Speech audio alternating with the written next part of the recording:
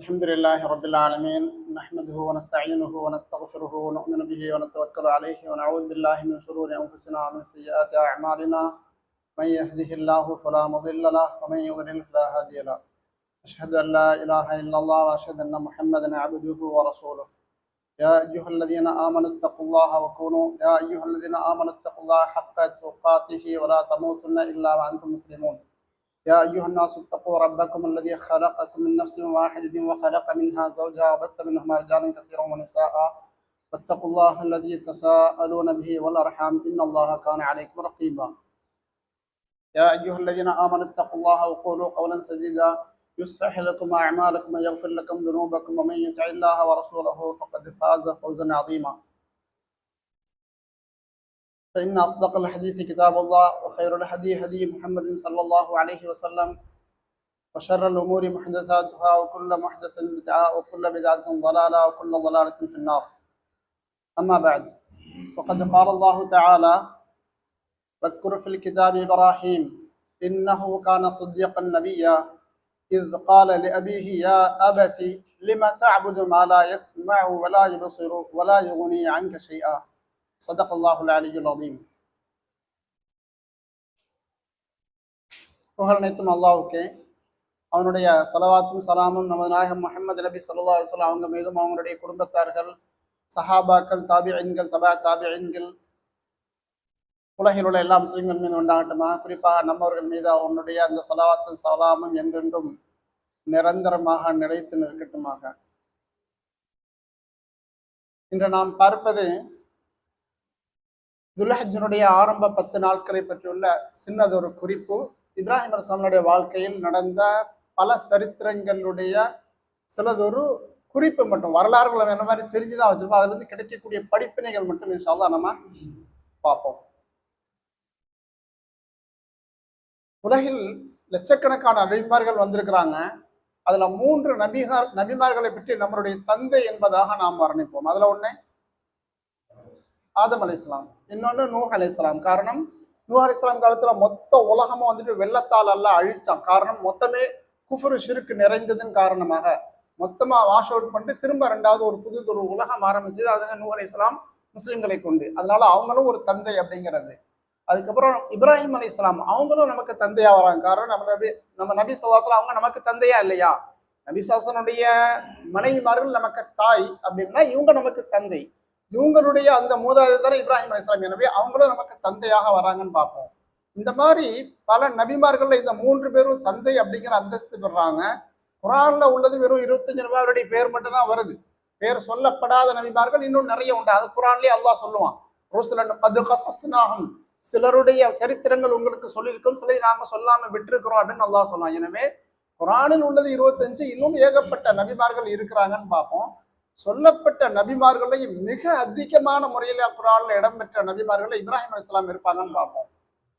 காரணம், அவங்களுடைய வாழ்க்கையில ஒவ்வொரு இடத்துலயும் நமக்கு பாடங்கள் அப்படிங்கிறது நிறைந்து இருக்கும். அந்த அடிப்படையில் அல்லாஹ் தஆலா அவங்களுடைய பெயர்களை எடுத்துக்கிடம் அல்லாஹ் தஆலா கொண்டு வந்து கொண்டே இருப்பான்னு பார்ப்போம். ஏன் இவங்களை இப்படி சொல்றான்னு பாத்தீங்கன்னா, மற்ற நபிமார்களுக்கு இல்லாத மாபெரும் சிறப்புகள் இவங்களுக்கு மட்டுமே தனி அம்சங்கள் நிறையவே இருக்குதுன்னு பார்ப்போம். அதுல ஒண்ணு பாத்தீங்கன்னா, ஹலீல் அப்படிங்கிற ஒரு பட்டம். நம்ம இந்த தலைப்பு இப்பதான் எடுத்திருப்போம் ஒரு மாசத்துக்கு முன்னாடி. அதனால நீங்க வந்துட்டு ஏற்கனவே சொன்னதே திரும்ப சொல்றேன்னு நினைக்க வேண்டாம். உள்ளதுதானே சொல்ல முடியும். அதனால அரைச்ச மாவை அரைக்கிறேன்னு நினைக்க வேண்டாம். திரும்ப திரும்ப கேட்கும்போது ஈமான் புதுப்பிக்கப்படும். நமக்கு வந்துட்டு வெறும் கதை கேட்பது நோக்கம் அல்லவே, நமக்கு வந்து பாடம், அதுல இருந்து நமக்கு வந்து புத்துணர்ச்சி கிடைக்கணுன்றதுக்காண்டி திரும்ப திரும்ப சொல்றோம். ஏன்னா நம்ம வந்து அவங்களை வந்து ஹலீல் என்பதாக அல்லாஹ் தஆலா வர்ணிப்பான். நபிமார்கள்லேயே வந்து உலகத்தில் உள்ளவர்களுடைய ஹலீல் என்றால் ரொம்ப டியர் ஃப்ரெண்டு, உற்ற நண்பன் அப்படிங்கிறது இவங்களுக்கு தனிப்பட்ட முறையில் அல்லாஹ் கொடுத்துக்கிறான். வத்தகல்லாஹு இப்ராஹிம ஹலீலா அப்படிங்கிற பட்டத்தை கொடுத்துருப்பான். அதுக்கப்புறம் இமாமியத்து, அதாவது தலைவராக இருக்குதல் அப்படிங்கிற பேரையும் அல்லாஹ் இவருக்கு கொடுத்துருப்பான். லீடர் அப்படிங்கிற அந்த தன்மை இவருக்கு கொடுத்திருப்பான் பார்ப்போம். குர்ஆன்ல பார்ப்போம், இது பித்தலா இப்ராஹிம் ரப்புஹு பிகலிமாத்தின், நாம் இப்ராஹிம் அலைஹிஸ்ஸலாமை பல வாராக நாம் அவருக்கு சோதனைகள் கொடுத்து கொண்டே இருந்தோம், பரிசோதனை செய்தோம். எல்லாத்திலையும் அவர் வெற்றி பெற்றார். எனவே நாம இன்னை ஜாஇலுக லின்னாஸி இமாமா, உன்னை நாங்கள் மக்களுக்கெல்லாம் இமாமாக ஆக்குகின்றோம் என்பதாக அல்லாஹ் தஆலா அவங்களுக்கு வந்துட்டு ஒரு பட்டத்தை கொடுக்குறான்னு பார்ப்போம். அவ்வளவு பெரிய மாபெரும் பட்டம் பெற்றவங்க, இவ்வளவு பெரிய பாக்கியம் பெற்றவங்க பார்ப்போம். காபா அப்படிங்கிறது காலத்தால் அழிந்து கொண்டே இருக்கும், அப்பப்ப புதுப்பித்து கொண்டே இருப்பாங்க. அதுல இவங்களால் புதுப்பிக்கப்பட்டது குரானே சொல்லுதுன்னு பாக்குறோம். வைத் யர்ஃபா இப்ராஹிம் பைத்தி, அவங்களும் அவங்களுடைய மகன் மகன் பேர் என்னதுங்க, இஸ்மாயில் அலைஹிஸ்ஸலாம், இந்த 2 பேரும் சேர்ந்து அந்த காபாவை புதுப்பித்தாங்க அப்படிங்கிற சிறப்பு அது இவருக்கே உள்ளதுன்னு பார்ப்போம். அதுக்கப்புறம் நாளைக்கு ஆகிரத்துல எல்லாருமே மறுமையில எழுப்பப்படக்கூடிய நேரத்துல மஹ்ஷர் மையத்தை நிற்கும்போது எல்லாருமே காலில் செருப்பு கூட இருக்காது, உடல்ல வந்துட்டு ஒரு ஒட்டு துணி கூட இருக்காது. சொர்க்கம் போனதுக்கு அப்புறம் வந்துட்டு நமக்கு அல்லாஹ் தஆலா சொர்க்கத்துல எல்லா நமக்கு இன்பங்களும் ஆடைகளும் நமக்கு தருவான்னு பார்ப்போம். அந்த ஆகிரத்துல எல்லாருமே வந்துகிட்டு ட்ரெஸ் இல்லாம இருக்கக்கூடிய நேரத்தில் அவ்வளவு ஹலாயுக்கு யுக்ஸா யௌமல் கியாமத்தி இப்ராஹிமோ, முதல்ல ட்ரெஸ் கொடுக்கப்படுறது, ஆடை அணிவிக்கப்படுறதுங்கிறது இவங்க தான், இப்ராஹிம் அலைஹிஸ்ஸலாம் அப்படிங்கிற சிறப்பு இவங்களுக்கு இருக்குன்னு பார்ப்போம். அது மாதிரி ருஷ்தியத் அப்படிங்கிற தன்மை, ரஷீதுன்னு சொல்றமா இல்லையா, வலகத் ஆத்தீனா இப்ராஹிம் ருஷ்தஹு, இப்ராஹிம் அலைஹிஸ்ஸலாம் அவங்க நபியாக ஆகிறதுக்கு முன்னாடி பல நுட்பமான அறிவுகள் அல்லாஹ் அவருக்குள்ள புகுத்தி வச்சிருக்கிறான். நபிமார்கள் சில பேர்கள் குழந்தையிலேயே நபியா இருப்பாங்க, சில பேர் யாருங்க அது, ஒண்ணு ஈசா அலைஹிஸ்ஸலாம், அது மாதிரி யஹ்யா அலைஹிஸ்ஸலாம், இந்த மாதிரி சில பேர்கள் குழந்தையிலேயே நபியா இருப்பாங்க. இவங்களை பார்த்தீங்கன்னா பின்னாடி நபியா ஆகுறாங்கன்னு தான் தோணுது.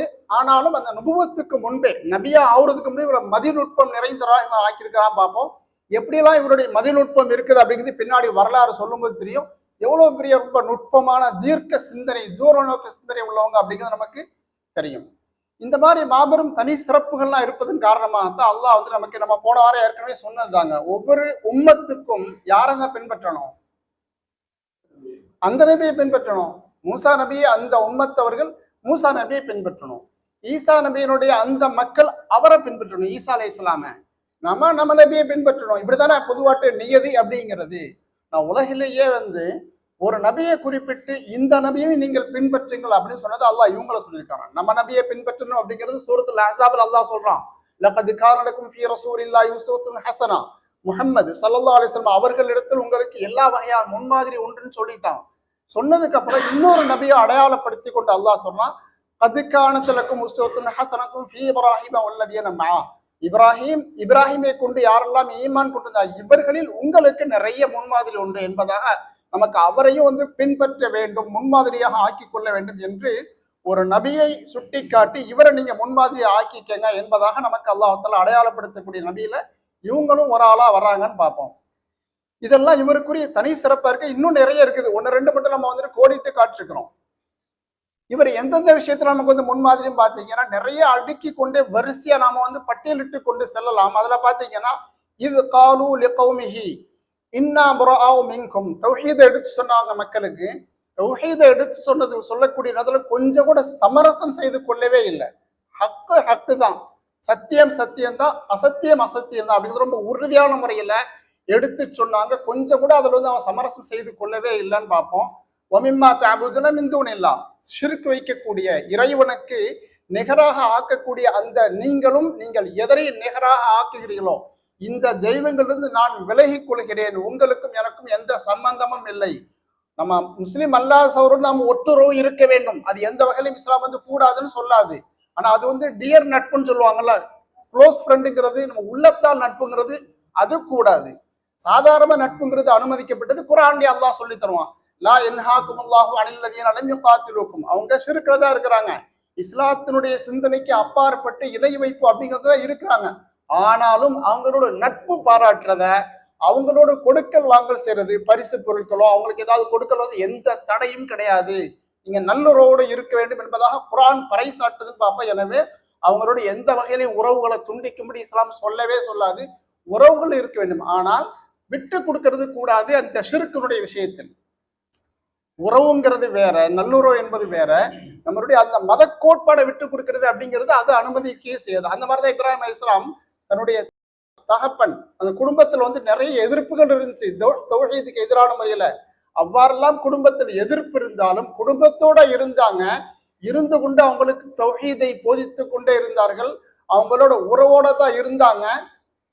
எந்த வகையில இந்த தௌஹீதுடைய விஷயத்துல அவங்களுக்கு சமரசம் செய்து கொள்ளவே இல்லை என்பதை பார்ப்போம். இது அவங்கள்ட்ட இருந்து கிடைக்கக்கூடிய படிப்பினைன்னு பார்ப்போம். தன்னுடைய தகப்பன் கூட வந்து எதிரியா இருக்கிறாங்க, ஆசர் அப்படிங்கிற தகப்பன், அவருக்கும் தௌஹீதை எடுத்து சொல்றாங்க, ஆனா அவரை விட்டு விலகல, அவர் கூட தான் இருக்கிறாங்கன்னு பார்ப்போம். ஒரு விஷயத்த மட்டும் கண்டிப்போட சொல்லிடுறாங்க, நீங்க வணங்கக்கூடிய அந்த தெய்வங்களுக்கு எனக்கு எந்த உறவும் கிடையாது, நான் அதை விட்டு விலகிக்கிறேன், கஃபர்னா பிக்கும் வபதா பைனனா உங்களுக்கும் எனக்கும் விரோதம் உண்டு இந்த கொள்கை ரீதியாக. எது வரைக்கும் என்றால் ஹத்தா துமினு பில்லாஹி வஹ்தஹு, நீங்கள் இறைவன் ஒருத்தன் தான், கடவுள் அப்படிங்கிறது இறைவன் ஒருத்தன் தான் என்று நீங்க நம்புற வரைக்கும் கொள்கை ரீதியான தொடர்பு அறவே கிடையாது. சாதாரண தொடர்பு மட்டும் இருக்குது என்பதாக தெளிவான முறையில் எடுத்து சொன்னாங்கன்னு பார்ப்போம். குடும்பமாக இருந்தாலும் நண்பர்களாக இருந்தாலும் கொள்கையில் சமரசம் அப்படிங்கிறது கூடாது அப்படிங்கிறது நமக்குரியதா இருக்குது. சொல்லக்கூடிய நேரத்துல ஒரு விஷயத்த அல்லாஹ் கோடிட்டு காட்டிடுறான். இப்ராஹிம் அலைஹிஸ்ஸலாம் செய்ததை நீங்க எல்லாமே செய்யுங்க, ஆனா ஒரு காரியம் செய்யாதீங்க அப்படிங்கிறாங்க. அது என்னதுங்க? அது அவரை நீங்க பின்பற்றுங்க, ஒரு காரியத்துல அவர் பின்பற்ற கூடாது அப்படின்னு சொல்ற ஆயத்திலே வருது. என்ன விஷயம்? பலமுறை கேட்ட சரித்திரமா தான் இருக்கும். இது இல்ல, அது நம்ம செஞ்சுக்கிட்டு இருக்கிறோம். இல்ல, அவருடைய தந்தை வந்துட்டு குஃபர்ல இருக்கிறாரு, ஷிர்க்ல இருக்கிறாரு இல்லையா? இருக்கக்கூடிய நேரத்தில் அவங்களுக்குமே தௌஹீத் எடுத்து சொல்றாங்க. தௌஹீத் எடுத்து சொல்லக்கூடிய மெத்தட் என்னங்கிறது பின்னாடி பார்ப்போம். ரொம்ப அழகான முறையில் எடுத்துரைக்கிறாங்க. அதை ஏற்றுக்கொள்ளாது மாத்திரமல்ல, உன்னை கல்லால் அடிச்சே கொண்டு போடுவேன், நீ வந்து இதை விட்டு விலகிக்கிறணும் அப்படிங்கிற அளவுக்கு வந்து மிரட்டுறாரு, உபதிரவிக்க வராரு. ஆனாலும் கூட அந்த இடத்துல வந்து ரொம்ப சாஃப்டா தான் அவங்க டீல் பண்றாங்க. உங்களுக்காண்டி நான் அல்லாஹ் இடத்துல வந்து பாவ மன்னிப்பு கேட்கிறேன்னு சொல்லி சொல்லுவாங்க. இந்த ஒண்ணு மட்டும் கூடாது. காரணம் அல்லாஹ் குர்ஆன்ல சொல்லியிருப்பான், நம்ம கூட இருக்கக்கூடிய அந்த முஸ்லிம் அல்லாத சகோதரர்களுக்காக வேண்டிய உடல் ஆரோக்கியம், வியாபாரம், அவங்களுடைய படிப்புள்ள முன்னேற்றம், இதெல்லாம் துன்யா சார்ந்து அவங்களுக்காண்டி பிரார்த்திக்கலாம், அனுமதி உண்டு. அவங்களுக்காண்டி துவா செய்யலாம், பிரார்த்திக்கலாம். அல்லாஹ் இடத்துல நல்லா படிக்கட்டும், நல்லா மார்க் வாங்கட்டும், அவங்களுடைய உடல் நல்ல அனுமதி இருக்குது. ஆனா அவங்களுடைய பாவத்தை மன்னிச்சிரு, இவங்களுக்கு சொர்க்கத்தை கொடு, நரகத்துக்காக இது மட்டும் அனுமதி கிடையாது. ஆனா அவர் அப்படி செஞ்சார். இப்ராஹிம் அலைஹிஸ்ஸலாம் தன்னுடைய தந்தை காஃபிரா இருக்கவே அல்லாஹ் இவருடைய பாவத்தை மன்னிச்சிரு துவா செஞ்சாங்க. அந்த ஒரு காரியம் நீங்க செய்யக்கூடாது. அந்த ஆரம்பத்துல அவரு செய்தது விபரம் இல்லாததன் காரணமாக ஆரம்பத்துல இந்த சட்டம் அவருக்கு சொல்லப்படல. எனவே காஃபிரா உள்ள தன்னுடைய தந்தைக்கு அவர் துவா செஞ்சார். இந்த ஒரு விஷயத்தில் நீங்க வந்து அவருக்கு பின்பற்றுறது கூடாது என்பதாக அல்லாஹ் ஒரு விஷயத்தை தவிர்த்து விட்டு பாக்கி உள்ள விஷயங்கள் எல்லாமே நீங்க அவரை பின்பற்ற வேண்டும் என்பதாக நமக்கு சொல்றான்னு பார்ப்போம். இன்னைக்கு கூட நம்ம மக்கள் வந்துட்டு நல்லுறவு என்ற அடிப்படையில, சமரசம் என்ற அடிப்படையில், அந்த நம்ம ஊர்ல சொல்லுவாங்களே என்னமா மத நல்லிணக்கம்ங்கிற அடிப்படையில கொள்கைகளை போய் சமரசம் செய்துவாங்க. அது பெரிய தப்பு. நம்ம அவங்களுக்கு எல்லா வகையான உணவு கொடுக்கலாம், ஒரு பானம் கொடுக்கலாம், குளிர்பானங்கள் கொடுக்கலாம், அதெல்லாம் எந்த தப்பும் கிடையாது. அவங்க ஒரு பூஜை செய்யறாங்க, சிலருடைய அந்த மதம் சார்ந்த வழிபாடு சார்ந்த உதவிங்கிறது கூடாது. சாப்பாடு கொடுக்குறோம், குடிக்கிறதுக்கு பானங்கள் கொடுக்குறோம், இதுக்கெல்லாம் அனுமதி உண்டு. பூஜைக்கான பொருட்கள் கொடுக்கறதுங்கிறது அது கொள்கையில் சமரசம், இது அறவே அனுமதி கிடையாதுன்னு பார்ப்போம். இந்த விஷயத்துல இப்ராஹிம் நமக்கு முன்மாதிரி என்ன சொல்லிட்டாரு? கொள்கையில நான் உடன்படவே மாட்டேன்னுட்டாங்க. எனவே அதை தவிர அவங்களுக்கு நல்ல உறவு வச்சுக்கோங்க, கொடுக்கல் வாங்கல் எல்லாமே அவங்களுடைய கல்யாணத்துக்கு நம்ம போய்க்கலாம், நம்மளுடைய கல்யாணத்துக்கு அவங்க வரலாம், அனுமதி உண்டு. ஆனா அந்த ஷிருக்கு பூஜை சம்பந்தப்பட்டதுல மட்டும் அவங்களோட நம்ம வந்து வளைஞ்சு கொடுப்பதுங்கிறது இஸ்லாம் அறவே அனுமதிக்கலன்னு பார்ப்போம். அந்த மாதிரி பாத்தீங்கன்னா அவருக்கு எத்தனையோ சோதனைகள் அல்லாஹ் கொடுத்தாங்க, எல்லாத்துலயும் அவர் வந்து வென்றாரு. என்னென்னங்க சோதனை விவரமா சொல்ல தேவையில்லை, ஏற்கனவே போன வாரம் தான் எடுத்துருவோம், 2-3 வாரத்துக்கு முன்னாடி. ஒண்ணு என்னது? நெருப்புல தூக்கி போட்டாங்க. அப்ப கூட ஈமான உதவி அல்லாட்ட மட்டும் தான் வேணும் அப்படிங்கறத வச்சாங்க. அதுக்கப்புறம் மனைவி மக்களை கொண்டு போய் அல்லாஹ் மக்களை கொண்டு போய் விடுன்னு சொன்னா, விட்டுட்டு வந்துட்டாங்க. சரியா இல்லையா? அது மாதிரி நிறைய விஷயங்கள் அவங்களுடைய வாழ்க்கையில பார்க்க முடியும். எல்லாத்துலயும் அவங்க வந்துட்டு அந்த சோதனையின் போது எங்கேயுமே மனம் தளரவே இல்லை. குழந்தையே கொடுக்காம இருந்தான். 80-90 வயசு வரைக்கும் குழந்தையே கிடைக்கல, மனம் உடஞ்சு போல, திரும்ப திரும்ப துவா செஞ்சுக்கிட்டே இருந்தாங்க. அல்லாஹ் கடைசியா கொடுத்தான்னு பார்ப்போம். அந்த கொடுத்த குழந்தையும் கூட அல்லாஹாலா கை கெட்டி வாய் கெட்டாத முறையில கொண்டு போய் அல்லாஹ் எங்க கொண்டு போய் விடுங்க விட்டான்? ஒரு பாலைவனம். பாலைவனம்னா இன்னைக்கு மக்கள்னா அது ஜெகஜோதியா இருக்குது. இதை கண்ணுக்கு முன்னாடி கொண்டுறாதீங்க. பழைய காலத்துல அது ஒரு பொட்டல் காடு, புனித தலம் என்பதாக ஒரு கூடாரம் இருந்துச்சு. அன்னைக்கு இருந்த காபிர்களும் இந்த காபாவுக்கு வருவாங்க ஹஜ் யாத்திரைக்காக வேண்டி. ஆனா அது ஒரு பொட்டல் காடு தான். இந்த அளவுக்கு ஒரு அபிவிருத்தி இந்த ஒரு இது வளமான ஒரு இடமா ஒண்ணும் கிடையாது. இந்த மாதிரி ஒரு பொட்டல் காண்ட தன்னந்தனியா கொண்டு போய் விட்டுட்டு வாங்கினப்ப விட்டுட்டு வந்துட்டாரு. எப்படி சொல்லலை? அல்லாஹ் எனக்கு இதனால குழந்தை இல்லாம இருந்துச்சு, இப்பதான் தந்துட்டு எனக்கு சோதனை, கொஞ்ச நாள் என் கூட இருக்கணும். பச்சை குழந்தை தானுங்க, இப்பதானே பிறந்திருக்குது. அந்த தாய் வந்துட்டு இப்பதான் குழந்தை பெற்றிருக்க, உடம்பும் பச்சை உடம்பா இருக்கும். கண்டிப்பா உதவிக்கு ஆள் வேணும் இல்லையா? இந்த நேரத்துல அந்த தாய்க்கு உதவிக்கு ஆள் வேணும். இந்த குழந்தையும் பச்சை குழந்தைய கொஞ்சமாவது என்னுடைய கண் குளிர்றது கொஞ்ச நாள் வச்சுக்கிட்டு அதுக்கப்புறம் அங்க போய் நான் விடுறேன் அப்படின்லாம் சொல்லல. கொடுத்த சோதனை வெற்றி பெற்றாரு. விட்டுட்டு வரும்போது கூட அவங்க கூப்பிடுறாங்க, தானா விட்டுட்டு போறீங்களா, அல்லாஹ்வுடைய கட்டளை அப்படிங்கிற அந்த ஒண்ணுக்கு மட்டும் தான் பதில் சொல்றாங்க. வெளியே வந்து துவா செய்றாங்க, அல்லாஹ் அந்த பூமியை வளமானதாக ஆக்கி ஆட்களை கொண்டு வந்து குடின்னு சொல்றாங்க. அதுக்கப்புறம் தான் அந்த அளவுக்கு பெரிய வளம் சொல்லி குளிக்குதுன்னு பார்ப்போம். அப்ப கொண்டு போய் விடும்போது ஒண்ணுமே கிடையாது. இந்த சோதனையில அவர் வெற்றி பெற்றாருன்னு பார்ப்போம். இப்ப நமக்கு வரக்கூடிய சோதனைகளை நாம் வந்து மனம் தளராமல் அதனை அதை வந்து நம்ம வந்து முன்னிட வேண்டும், தயார் நிலைக்கு நம்ம எதிர்கொள்ள வேண்டும், எதிர்நீச்சல் போடணும்னு பாக்குறோம். அதுக்கப்புறம் அல்லாஹ் சொல்லும்போது இது காரலகு ரப்புஹு அஸ்லிம், நான் ஒரு காரியம் சொன்னால் நீங்கள் அதில் கட்டுப்படுங்கள் அப்படின்னு அல்லாஹ் சொல்றான். கட்டுப்படுங்கள் அஸ்லிம் ஆல அஸ்லம் ரப்பில் ஆலமீன், உடனே அல்லாஹ்வே நான் கட்டுப்பட்டு விட்டேன் என்பதாக அவங்களுடைய வாழ்க்கையில எப்பவுமே ஏன் எதற்கு அப்படிங்கிற கேள்வியே வராது. செய்யினா உடனே செஞ்சு முடிச்சிருவாங்க அப்படிங்கிறது நமக்குரிய பாடமா இருக்கு. இன்னைக்கு நம்மகிட்ட ஏதாவது செய்ய சொன்னா 7-8 கேள்விகள் கேட்போம். நீ இந்த நேரமா வச்சிருக்கீங்க, கொஞ்சம் நேரத்தை மாத்தி வச்சா என்ன, இந்த நேரத்துல நாங்க வரணுமா, கொஞ்சம் தள்ளி வச்சானே, இப்படிலாம் நம்ம வந்து கேள்வி கேட்போம். அவர் அப்படிலாம் சொல்லல. என்ன அல்லாஹ் சொல்றோம்னா உடனே அது செய்யறாங்க அப்படின்னு பார்ப்போம். அது மாதிரி பாத்தீங்கன்னா அவர் தனக்கு ஒரு தேவை, தன்னுடைய பிள்ளையை கொண்டு போய் விட்டுட்டு வரும்போது உதவிக்கு ஆள் இல்லை, குடிக்க தண்ணி இல்லை, சாப்பிட்றதுக்கு சாப்பாடு இல்லை, ஆனா செஞ்சு போட்டு அல்லாட துவா செய்யறாரு. அல்லாஹ்வே நீ சொன்ன மாதிரி செஞ்சுட்டேன், இன்னி அஸ்கன்து மின் துர்ரியத்தி பிவாதன் கைரதி சிரைன், ஆட்கள் சஞ்சாரமே, மனித சஞ்சாரமே இல்லாத, குடிப்பதற்கு தின்பதற்கு எதுவுமே இல்லாத ஒரு இடத்துல விட்டு வந்திருக்க, நீ அவர்களுக்கு எல்லா விதமான உதவியும் செய்ய அப்படின்னு துவா செஞ்சாங்க. அல்லாஹ் சொன்னதை செஞ்சு போட்டு அதுக்கப்புறம் துவா செய்யறாங்க. அந்த துவாவுடைய பலன் இன்னைக்கு பாக்குறோம். இன்னைக்கும் நம்ம அல்லாஹ் தொழுவ சொல்றானா, சதகா செய்ய சொல்றானா, அந்த காரியங்களை செய்து போட்டு நம்ம அல்லாட்ட போய் துவா செய்யணுமே தவிர எல்லாம் முதல்ல இந்த சூழ்நிலை சரியாக்கணும் அதுக்கப்புறம் தொழுவ வர அப்படிங்கிறது இல்லை, கூடாது. இன்னைக்கு கூட சில பேர்கள் செய்யறதை பார்க்கலாம். தொழுவான்னு கூப்பிட்டாச்சு சொல்றான், அந்த கிளாஸ் கூப்பிட்டாச்சுன்னா கொஞ்சம் வேலை இருக்குது அப்படின்னா இவங்க எல்லாம் வேலை வெட்டி இல்லாதவங்களா? தொழுவுக்கு வாங்கி கூட கொஞ்சம் வேலை இருக்குது அப்படின்னு நம்ம தொழுகைக்கு போறாங்க, வேலை வெட்டி இல்லாம சும்மா இருக்குன்னு அர்த்தமா?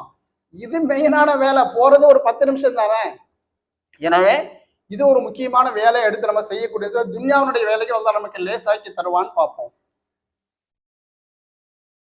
அதுக்கப்புறம் பாத்தீங்கன்னா விருந்து உபசாரம் அப்படிங்கிறது, நம்ம வீடுகளுக்கு விருந்தாளி வராங்கன்னா அவங்களை வந்து நல்ல முறையில கண்ணியப்படுத்தணும் அப்படிங்கிறது இவங்களுடைய பாடத்துல, இவங்களுடைய இதுல இருந்து கிடைக்கக்கூடிய ஒரு பாடமா இருக்குங்க. அது என்னங்க வரலாறு சொல்லுங்க. இப்ராஹிம் ஹசனுடைய வாழ்க்கையில விருந்தாளிக்காண்டி உதவுதல் அப்படிங்கிற ஒரு பாடம் இருக்குது. என்ன சப்ஜெக்ட் அது?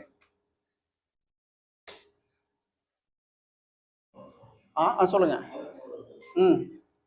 ஒரு முறை இப்ராஹிம் அலைஹிஸ்ஸலாம் வீட்டில் இருக்கக்கூடிய இடத்துல சில விருந்தாளிகள் வராங்க. வரக்கூடிய நேரத்துல அவங்களுக்காண்டி வந்தவங்கள வரவேற்கிறாங்க. அறிமுகமே கிடையாது. அந்த ஹதீஸ்ல அந்த ஆயத்திலே வருது இந்த செய்தி. இந்த குர்ஆன்ல வரும்போது பாத்தீங்கன்னா சில பேர்கள் வராங்க, அறிமுகம் இல்லாத சில பேர்கள் வராங்க. வரக்கூடியதுல அவங்க இன்முகத்தோட நல்ல ஒரு சந்தோஷமான முறையில் அவங்கள வர அல்லாஹ்வே சொல்லும்போது ஹல் அதாக ஹதீஸ் வைஃபி இப்ராஹிம் அல் முக்ரமீன், சிறப்பு மிகுந்த அந்த இப்ராஹிம் அலைஹிஸ்ஸலாமுடைய விருந்தாளிகள், சிறப்பு மிக்க அந்த விருந்தாளிகளுடைய செய்தி உங்களுக்கு வந்திருக்குதா தெரியுமா அப்படின்னு அல்லாஹ் கேட்கிறான். அதுல கேட்கும்போது பாத்தீங்கன்னா அந்த வரக்கூடிய ஆட்கள் வந்து சலாம் சொல்றாங்க. சலாம் சொல்லும் போது சலாமுன் கௌமும் முன்கரூன், என்னப்பா ஒரு அறிமுகம் இல்லாத ஒரு ஆட்களா இருக்கிறாங்களே, முன்பின் அறிமுகம் இல்லை, அப்படி இருந்தாலும் ரொம்ப சந்தோஷமான முறையில் அவங்க வரவேற்கிறாங்கன்னு பார்ப்போம். வரவேற்றது மட்டுமல்ல, ஃபராக இலாஹலிஹி ஃபஜா பிஐதின் சமீன், நல்ல கொழுத்த ஒரு மாடு, அதை வந்து அவங்க சாப்பாட்டுக்காண்டி ரெடி பண்ணி கொண்டு வந்து கொடுக்குறாங்க. வந்த விருந்தாளி எப்படி கவனிக்கிறான்னு நம்ம வந்துட்டு சாதாரணமா ஒரு டீ பிஸ்கட்டோட அனுப்பிச்சு விட்டுருவோம், அல்லது வந்தவங்கள டீ போடட்டுமான ஒரு கேள்வி கேட்போம். அவங்க வேண்டான்னு சொல்லட்டுமேன்னு எதிர்பார்த்து கொண்டு இவங்க கேள்வி கேட்கல, அவங்க வரும்பொழுதே அவங்களை இறைச்சியை கொண்டு அவங்க வந்துட்டு விருந்துக்காண்டி உபசாரமாக வைக்கிறாங்கன்னு பார்ப்போம். பக்கர்ரபஹு இலைஹிம் கால அலா தஅக்குலூன், சாப்பாடு கொண்டு போய் வச்சதுக்கு அப்புறம் அலா தஅக்குலூன், சாப்பிட்டுக்கவேன் அப்படிங்கிறாங்க. அவங்க யாருமே சாப்பிட மாட்டேங்கிறாங்க. நான் வந்திருக்கிறது வந்து அறிமுகம் இல்லாத ஆட்கள். அதுக்கப்புறம் தான் தெரியுது வந்திருக்கிறது மனிதர்களே அல்ல, வந்திருக்கிறது மனித வர்க்கமே கிடையாது, இவங்க மலக்கு அப்படிங்கிற. மலக்குமார்கள் எல்லா ரூபத்திலையும் மாற முடியும். அல்லாஹ் அவங்களுக்கு அந்த மாதிரி ஒரு சக்தியை கொடுத்துருக்காங்க. மலக்குமார்கள் சும்மா காத்து மாதிரி மேலையும் கீழையும் போயிட்டு வருவாங்க, அந்த அளவுக்கு ஃபாஸ்டா போவாங்க, மனித ரூபத்திலையும் வருவாங்க. நம்ம கூட ஒரு ஹதீஸ் படிச்சிருப்பாங்களே, நபிசாசலம் உட்கார்ந்து இருக்கும்போது ஒரு ஆள் வருவார், வந்துட்டு நபிசாசனுடைய முட்டோட முட்டு சேர்ந்து அத்தியாயத்துல உட்கார்ற மாதிரி உட்கார்ந்துட்டு சில கேள்விகள் கேட்பாங்க. கேள்விக்கு பதில் சொன்னதுக்கு அப்புறம் சதக்தா, கரெக்டா பதில் சொன்ன அப்படி கேட்கிற கேள்வி பார்த்தா தெரியாத மாதிரி கேள்வி கேட்கிறாரு. நபிசாசலம் பதில் சொன்னதுக்கு அப்புறம் சதக்தா, கரெக்டா சொன்னீங்க அப்படின்லாம் சொல்லுவாரு. அது வந்தது ஒரு மனித ரூபத்தில் ஒரு மலக்குன்னு பார்ப்போம். எனவே மலக்குமார்கள் மனித ரூபத்துல வருவாங்கன்னு பார்ப்போம். அந்த மாதிரி இங்க மனித ரூபத்துல வந்திருக்கிறாங்க மலக்குமார்கள். அதுக்கப்புறம் தான் இது மலக்குன்னு தெரிஞ்சதுக்கு அப்புறம் எதுக்காண்டி வந்தா அப்படிங்கிற அந்த மலக்குமார்கள் சொல்லுவாங்க, நாங்க வந்திருக்கிறது இந்த லூத் அலைஹிஸ்ஸலாம் இருக்கிறாங்கல்ல ஒரு நபி, அது இவங்களுடைய சகோதரருடைய மகனா இருக்கிறாங்க, குடும்பத்தில் உள்ள ஒரு நல்ல மனிதர், அவரும் ஒரு நபி லூத்து. அந்த சமுதாயத்தவர்கள் ஓரினை சேர்க்கையின் காரணமாக பெரிய பாவங்கள் செஞ்சிருக்காங்க, பெரும் பாவம் அது. விபச்சாரத்தோட கொடியானது ஓரினை சேர்க்கை, ஆண் ஆண் பெண் பெண் அப்படிங்கிறது. அந்த மாதிரி செய்யக்கூடிய இந்த மக்களை வந்துட்டு டோட்டலா காலி பண்றதுக்காண்டி வந்திருக்கணும் அப்படின்னு அவங்க சொல்றாங்க. அந்த மாதிரி சொல்லக்கூடிய நேரத்துல தான் ஒரு செய்தியும் கூட சேர்த்து சொல்றாங்க. அந்த மாதிரி சொல்லும் பொழுது உடனே அவர் கேட்கிறாங்க, இப்ராஹிம் அலைஹிஸ்ஸலாமுடைய அந்த அவர்கள் உங்களுக்கு முன்மாதிரி ஒன்று சொல்றான்ல அல்லாஹ் தஆலா சொல்லும்போது பாருங்க, பாவம் செய்யக்கூடிய அந்த மனிதர்களை அந்த கூட்டத்தாரை அழிக்க போறேன்னு சொல்றாங்க. உடனே இவங்க என்ன சொல்றாங்கன்னு பாருங்களேன். இன்னஃபி அந்த இடத்துல வந்து லூத் அப்படிங்கிற ஒரு நல்ல மனிதர்கள் முஸ்லிம்கள் இருக்கிறாங்களே அப்படின்னு கேட்கிறாரு. எவ்வளவு அக்கறைன்னு பாருங்களேன். இந்த பாவம் செய்தவங்களை அழிக்க போறாங்க, அதுல நல்ல மனிதர்கள் இருக்கிறாங்களோ அவங்க காப்பாற்றப்படணுமே அப்படிங்கிற அக்கறை அவங்களுக்கு இருக்குது. உங்களோட எங்களுக்கு நல்லாவே தெரியும், அந்த லூத்து முஸ்லிம்களை எல்லாம் நாங்க காப்பாத்திக்கிறோம் அப்படின்னு சொல்றாங்க. சரியா இல்லையா? அந்த மாதிரி ஒரு பன்முக சிந்தனை, எல்லோரையும் வந்துட்டு அரவணைக்கிறோம், எல்லோரும் மேலும் நல்லதை நாடுதல் அப்படிங்கிற விஷயத்த பாக்குறோம். அதுக்கப்புறம் அதுக்கப்புறம் சொல்றாங்க வந்திருக்கக்கூடிய மலக்குமார்கள் உங்களுக்கு ஒரு குழந்தை பிறக்கும் அப்படிங்கிறாங்க. நம்ம ஏற்கனவே போன வாரம் சொல்லியிருக்கிறோம், இப்ராஹிம் இஸ்லாமுக்கு வயசான காலத்துல குழந்தை பிறந்துச்சு. முதல்ல ஒரு குழந்தை, அந்த குழந்தை பேர் என்னது? இப்ராஹிம் அலி இஸ்லாமுக்கு முதல்ல குழந்தை பிறந்துச்சுல, அந்த குழந்தையினுடைய பேர் என்ன? முதல் குழந்தையின் பேரு இஸ்மாயில் அலி இஸ்லாத்து வஸ்லாம். அந்த இஸ்மாயில் அலி இஸ்லாமுடைய அம்மா பேரு ஹாஜர். சரியா இல்லையா? ஹாஜர் அப்படிங்கிற ஒரு அடிமை பெண்ணுங்கிறது மனைவி மாதிரி தான். அந்த குழந்தை பிறந்துச்சுன்னா அந்த அவரோட தான் இணைக்கப்படும். அவருடைய அட்ரஸ் தான் வரும். ஹாஜர் அப்படிங்கிற அடிமை பெண்ணுக்கு தான் இஸ்மாயில் அப்படிங்கிற பையன் பிறக்கிறாரு, முதல் குழந்தை. இப்ப அடுத்தாப்புலயே ஒரு குழந்தை பிறக்க போது அது சாரா அப்படிங்கிற அந்த மனைவிக்கு ஒரு பையன் பிறக்குவான். அந்த பையனுக்கு பேர் இஸ்ஹாக் என்பதாகவும் உங்களுக்கு சந்தோஷ வார்த்தை சொல்றாங்க. அந்த அம்மா நம்ம நாட்டுல பொம்பளைங்கிற மாதிரி தான். ஃபசக்கத் வஜ்ஹஹா ஃபகாலத் அஜூஸன். பாருங்க, பாத்தீங்களா? நம்ம நாட்டுல போனது அதே மாதிரியே எனக்கு போய் குழந்தை பிறக்குமா, நான் ஒரு மல்லடியால இருக்கிறேன், நான் வயசு ரொம்ப அதிகமாயிருச்சு. இவரும் வயசு இப்ராஹிமும், அந்த அம்மாவும் கிளவியா இருக்கிறாங்க, மல்லடியா இருக்கிறாங்க. ஆச்சரியத்துல வந்து சிரிச்சு கொண்டு கண்ணத்திலேயே அடிச்சுக்கிறாங்க, எனக்கு எப்படி பிறக்கும் அப்படின்னு சொல்லிட்டு. நீங்க என்ன அல்லாஹனுடைய அந்த ரஹ்மத்தை பற்றி ஆச்சரியப்படுறீங்களோ, அது பிறக்கத்தான் செய்யும் அப்படின்னு சொல்றாங்க. அந்த மாதிரி அதுக்கப்புறம் இஸ்ஹாக் என்பதாக ஒரு குழந்தை பிறந்துன்னு பார்ப்போம். நமக்கு பாடம் பார்த்தீங்கன்னா இதுல வந்திருக்கக்கூடிய விருந்தாளி வந்து எந்த அளவுக்கு உபசரிக்கிறாங்கன்னு பார்ப்போம். டீ போடட்டுமான்னு கேள்வி கேட்கல, உடனே கொண்டு கொடுத்தாங்க. கொடுத்தது நல்ல ஹெவியான ஒரு உணவு, கறி இறைச்சி கொண்டு கொடுக்குறாங்கன்னு பார்ப்போம். எனவே விருந்தாளியை கண்ணியப்படுப்பதனுடைய சிறப்பு தெரியுது. எங்களுடைய ஒரு உஸ்தாத், அல்லாஹ் அவங்கள மக்ஃபிரத் செய்யட்டும், எனக்கு அஜர்த்தா இருந்தாங்க. அதுக்கப்புறம் அவங்க மகளையே வந்து என் தம்பிக்கு வந்து பொண்ணாக இருக்க குடும்பத்தில் ஒரு ஆளாக ஆயிட்டாங்க. மாஷா அல்லாஹ். அவர்கிட்ட வந்து ஆரம்ப காலத்துக்கு அவரை வந்து எல்லாரும் கிண்டல் பண்ணுவாங்க, தர்பார் மௌலானான்னு சொல்லுவாங்க. காரணம், விருந்தாளி வந்து அள்ளி இறக்குவாரு. நமக்கு கூட மனசு வந்து இவ்வளவு வீண் விரையும் செய்யறாருன்னு நினைக்க தோணும். அந்த அளவுக்கு விருந்தாளிக்கு வந்து அவ்வளவு உபசரிப்பாரு. அவர்கிட்ட கேட்கும்போது, நாங்க ஓதிட்டு இருக்கும்போது, நாங்க மாணவர்கள் தான், இப்பதான் குடும்பத்துல வந்திருக்கோம், முதல்ல மாணவர்கள், எங்களுக்கும் மாஷா அல்லாஹ் அந்த மாதிரி தருவாரு. காரணம் கேட்கும்போது இதுதான் சொல்லுவாரு, மன்கான யுமினு பில்லாஹி வல் யௌமில் ஆகிர் ஃபல்யுக்ரிம் லைஃபா. யார் ஒருத்தன் அல்லாஹ் ரசூலை நம்பி இருக்கிறாங்களோ ஆகிரத்துல அவங்க தன்னுடைய விருந்தாளியை கண்ணியப்படுத்த வேண்டும் என்று ஹதீஸ் இருக்கிறது. அந்த ஹதீஸை கருத்தில் கொண்டுதான் விருந்தாளி வந்து இந்த அளவுக்கு நான் வந்துட்டு அள்ளி அள்ளி கொடுக்குறேன் அப்படின்னு சொல்லுவாங்க. மாஷா அல்லாஹ். இன்னைக்கும் கூட எங்க அசரத்தை பத்தி பேர் எடுத்தாங்கன்னா எம்ஓ அப்துல் காதர் அசர்த்னு சொல்லுவாங்க, எங்க மேலப்பாளையம் தான். அவங்கள பத்தி சொன்னாங்கன்னா 1000 நல்ல தன்மை சொல்ல, முதல் தன்மையா இதைதான் சொல்லுவாங்க, விருந்தாளியை உபசரித்தல் அப்படிங்கிறது. இந்த தன்மை இப்ராஹிம் சாருடைய வாழ்க்கையில் நமக்கு வந்து முன்மாதிரியா இருக்குதுன்னு பார்ப்போம். இதெல்லாம் அவங்களுக்கு சொன்ன இந்த விஷயங்கள். அடுத்த அப்புறம் வந்து தாவா சம்பந்தப்பட்ட விஷயங்களே அவருடைய வாழ்க்கையில நிறைய முன்மாதிரி. நம்ம ஏற்கனவே சொன்னாங்க,